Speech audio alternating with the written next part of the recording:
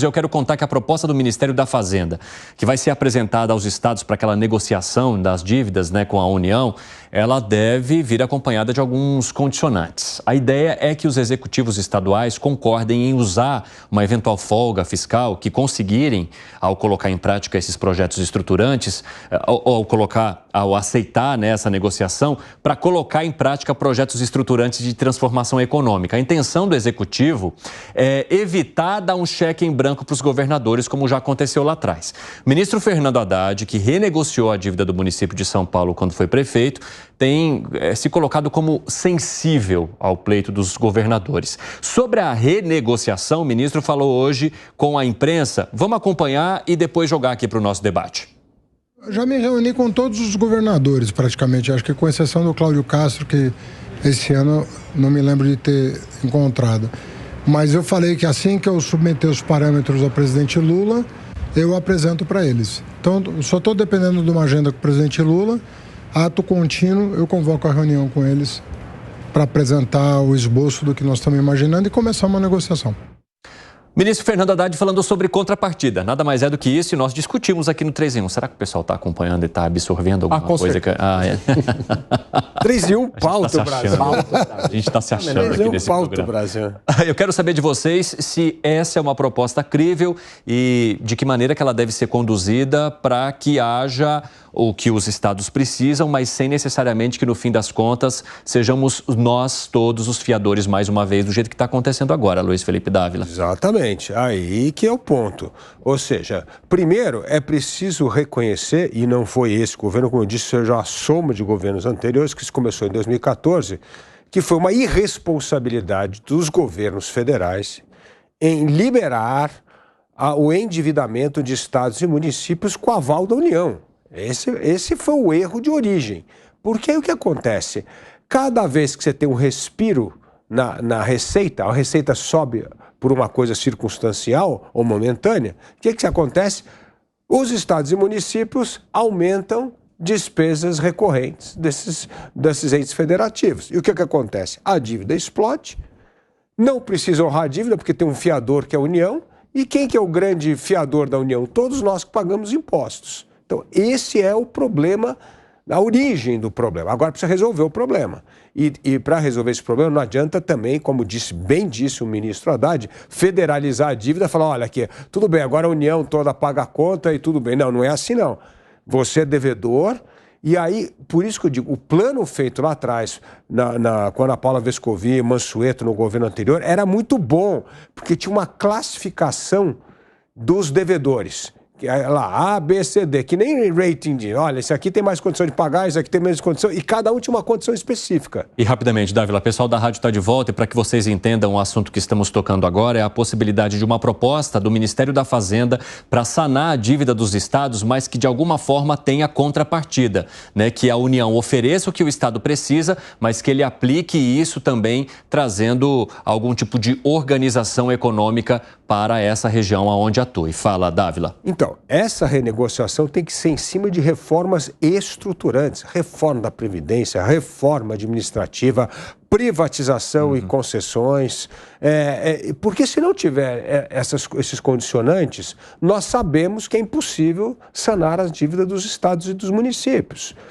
Vou dar um exemplo aqui. Eu disse que a cidade de São Paulo, que fez a reforma da Previdência, gastava, o ano passado, o ano retrasado, 5,6 bilhões de reais. Caiu para 2,9. No primeiro ano, olha a diferença que caiu o custo da Prefeitura de São Paulo, da Previdência. Era 5,6, caiu para 2,9. E o que aconteceu? Sobrou dinheiro para investimento. Agora, por que a Prefeitura de São Paulo fez e as outras prefeituras não fizeram? Por que alguns estados fizeram a reforma, por exemplo, a reforma previdenciária e administrativa, e outros não fizeram? Então, a negociação precisa ser em cima dessa contenção de despesa e gasto corrente, privatização, e porque se isso não for feito, não vão conseguir honrar as dívidas. Então, assim, precisa ter cuidado, nós não podemos federalizar essa vida, não pode dar moleza para os estados. Tem que jogar duro para poder criar um incentivo a não criar novas dívidas. E segundo, para honrar o esforço dos estados que conseguiram arrumar suas contas fazendo o sacrifício. Ou seja, o Brasil tem que parar de beneficiar caloteiro e honrar aqueles que fazem a lição de casa e que cumprem suas obrigações em dia. Concorda, Gani? Concordo absolutamente. O problema do Brasil não é a falta de regras. A gente tem regras boas, a gente tem leis boas. Aliás, tem lei para tudo, tem lei até demais aqui. O problema é a aplicação da lei, a aplicação da regra. A gente sempre dá um jeitinho, a gente quebra, isso está na nossa cultura. Esse país tem horror em aplicar a regra. Veja, agora primeiro, antes de falar dos estados, quando a gente fala de um devedor, fala, mas coitado, né? Tem essa cultura do coitadismo, da vítima e tal, e fala, mas coitado, ele vai ficar com o nome sujo. Bom, mas peraí, se o devedor inadimplente, insolvente, não tiver nenhuma consequência pelo ato de ficar inadimplente e insolvente, você convidou, você abriu as portas para todo mundo se tornar inadimplente. Alguma consequência tem que ter. É assim que funciona o mundo. Quando você faz coisa errada, existe algum grau de punição. Caso contrário, se não tiver punição, não tem freio moral, não existe. Você vai continuar cometendo o mesmo erro. Agora vamos lá para o âmbito estadual, federal. É a mesma coisa. Se não ocorrer uma punição, você está convidando o que a gente chama em finanças de moral hazard, que é o incentivo perverso, negativo, para a situação continuar. E esse é o grande problema do Brasil. A gente constrói uma lei de responsabilidade fiscal, mas tem medo de aplicar a lei de responsabilidade fiscal. Aí o que gera? Um problema fiscal. E a gente não sai disso. Então tá correto, tem que ter uma contrapartida. E que dessa vez se cumpra a contrapartida. Caso contrário, quem paga a conta? Sempre a mesma turma de sempre. É nós aqui e a audiência. Fala, mano. Não, é exatamente isso. E eu acho que é importante a gente lembrar uma dinâmica que ocorre nos governos estaduais de forma geral, que é quando você tem uma sobrinha de caixa, o que acontece imediatamente? Os lobbies do funcionalismo público pedem aumento de salário. E os governadores, em geral, aumentam o salário e fazem propaganda dizendo estamos valorizando os servidores. E as pessoas, a nossa sociedade, de forma geral, ainda aplaude isso. E qual que é o problema? Eu estou falando isso porque eu não gosto de servidor público? Não, porque a receita maior, ela é esporádica, mas o gasto com o aumento da folha, ele fica para sempre. Então, a conta não fecha. Você dá o aumento porque tem uma sobrinha de caixa agora e daqui a pouco você não vai ter sobra de caixa nenhum e a conta continua alta. Então, a gente precisa encontrar uma forma de travar esse incentivo perverso da nossa cultura política. E isso é muito difícil, porque na prática a gente cria a regra, cria o desenho quando está todo mundo no sufoco. Aí a coisa começa a destravar rapidinho o que acontece e o que aconteceu. A arrecadação sobe, aí todo mundo diz, não, agora as contas estão maravilhosas. Então, volta a farra mais uma vez.